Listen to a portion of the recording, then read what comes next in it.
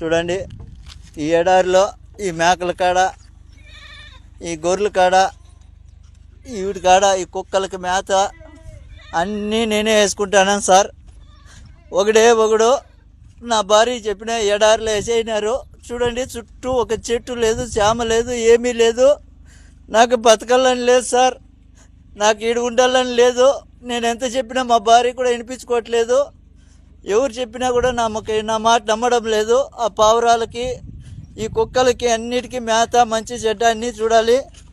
ఒక్కొక్క రోజు వాళ్ళు వచ్చినారంటే నైట్ 3 అయినా నిద్ర ఉండదు, 4 అయినా నిద్ర ఉండదు సార్. కోళ్ళకి, ఇక్కడ బాతులకి, ఇట్లా కోళ్ళకి అన్నిటికీ మేత చూసుకోవాలి. చెట్లు వచ్చేసి 2 కిలోమీటర్లు ఉన్నాయి సార్. ఆవిడికి నీళ్ళు ఎత్తుకుపోయి పోయాలా, క్యాన్లతో నీళ్లు మోసుకొని పోవాలా. ఈ జనరేటర్లు ఒకటంటే ఒకటి పని చేయడం లేదు. వాళ్ళకి చెప్తే వాళ్ళు కనీసం పట్టించుకోవడం లేదు.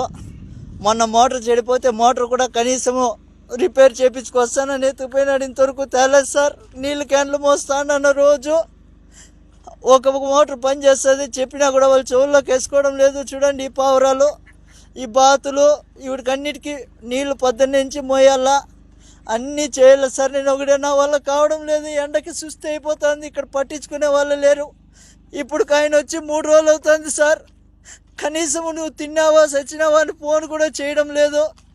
ఈడ నాకు ఈ పక్క పాములు, తేళ్ళు ఎక్కువ ఉన్నాయి సార్. నేను చచ్చిపోయినా కూడా అడిగేవాడు లేదు సార్. ఈడ నా పరిస్థితి ఇట్లుండదు.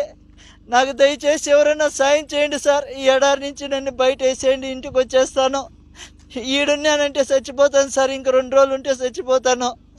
నా వల్ల కావడం లేదు సార్. చూడండి, చుట్టుకారము ఒక చెట్టు లేదు, చేమ లేదు, ఒక మనిషి మాట్లాడేవాడు కూడా లేడు సార్. ఈడ నాకు కనీసం మాట్లాడిచ్చేవాడు లేడు.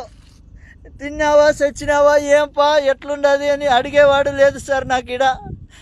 నాకు నా బిడ్డలు గుర్తొస్తున్నారు. నేను బతకలేను సార్. ఈడ దయచేసి ఎవరైనా నన్ను సాయం చేయండి.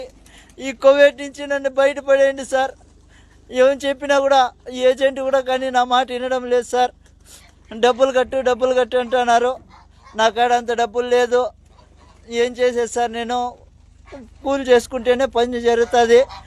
ఏదో ఇక్కడ నాకు చెప్పిండే పని వచ్చేసి వేరే, ఇక్కడ చేపిస్తాండే పనులు వేరే. ఎవరికి అడిగినా నాకే పట్టించుకోవడం లేదు సార్. నా వల్ల కావడం లేదు. ఎవరైనా దయచేసి నన్ను గడ్డకేయండి సార్. మీ కాళ్ళు పట్టుకుంటాను. లేదంటే ఇంకొక రోజు 2 రోజులు చూసి నేను ఆత్మహత్య చేసుకోవాల్సిందే సార్. నా వల్ల కావడం లేదు. మీకు ఎవరికన్నా కానీ దయ ఉంటే నా పైన కొద్దిగా దయ చూపించండి.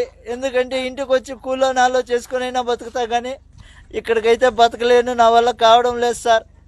10 నుంచి సాయంత్రం దాకా ఒకటే పని ఉంటుంది.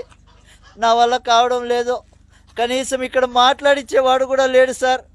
నా కర్మ వద్దు. ఇక్కడ నేను ఎంత బాధపడతానంటే అంత బాధపడతాను. మా భార్యకి ఫోన్ చేసి చెప్తే, నాకా డబ్బు లేదబ్బా, నేనేం చేసేది, నేను ఎక్కడి నుంచి తీసుకురావాలి అందంటుంది.